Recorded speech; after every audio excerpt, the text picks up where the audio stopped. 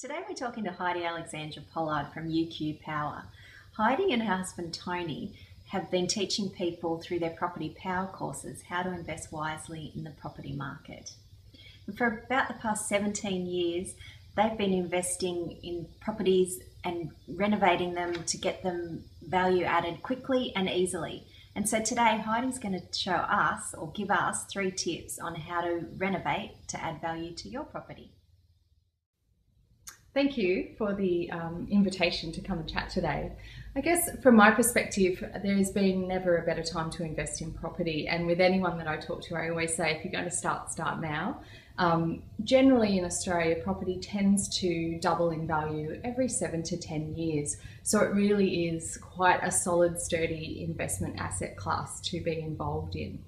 And so as far as adding value, there's probably 3 key tips that I thought I would share with people today in how to add value. And the first one is when you're actually buying, to make sure that you're buying land value. So lots of people actually look at the building, or they might be interested in apartments or things like that. And often there's not a really great deal of land value in the building that they're looking at purchasing. What I always say is look for land value. So you want to buy as much as possible a contained building, a whole house, or something that has land value, because land is what appreciates over time. Buildings tend to depreciate and need maintenance and things done to them, but the land itself is what holds the value.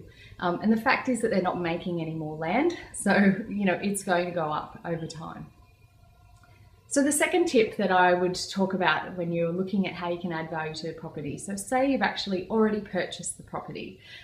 There are many simple ways that you can add value right from the get-go.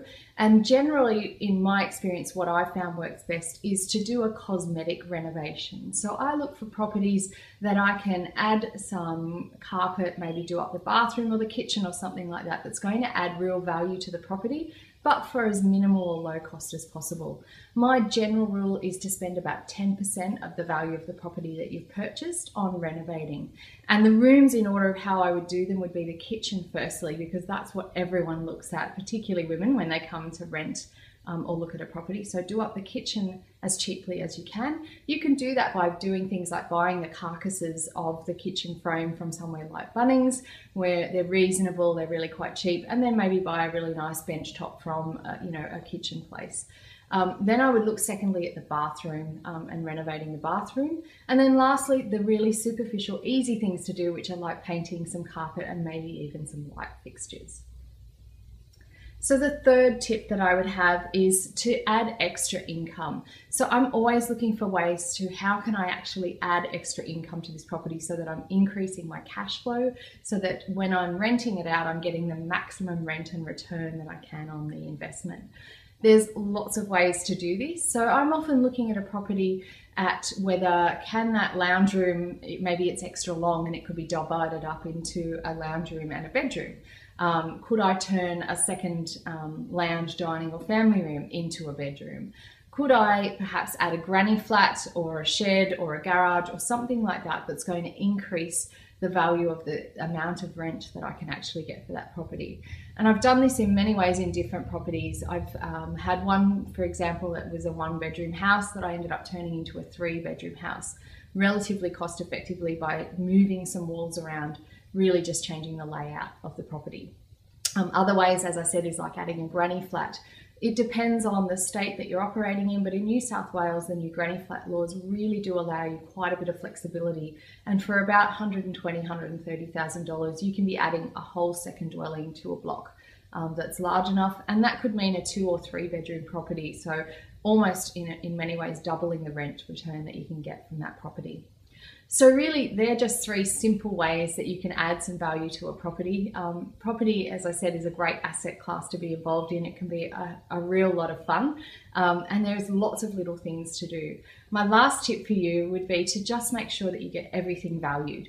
So making sure you get a chattel valuation and that all your fixtures, fittings and the building itself, that you're getting a depreciation report, and that you work with your accountant to make sure that you're claiming the most that you can. There's one thing that's really quite great about property in Australia, and that is it is a really good way to minimise your tax. So to do that, you want to make sure that you're valuing everything. If you are doing a renovation, even if it is just a 10% superficial one, make sure you get your valuation of your property redone after you've done that, because it may add to your borrowing capacity in future when you need it. Thanks very much. Thanks so much for that, Heidi. And if you want to know more about Heidi's tips and how she and Tony do what they do, head to uqpower.com.au or head over to gogoconveyancing.com.au and we'll have a link to their website there. Thanks again, Heidi.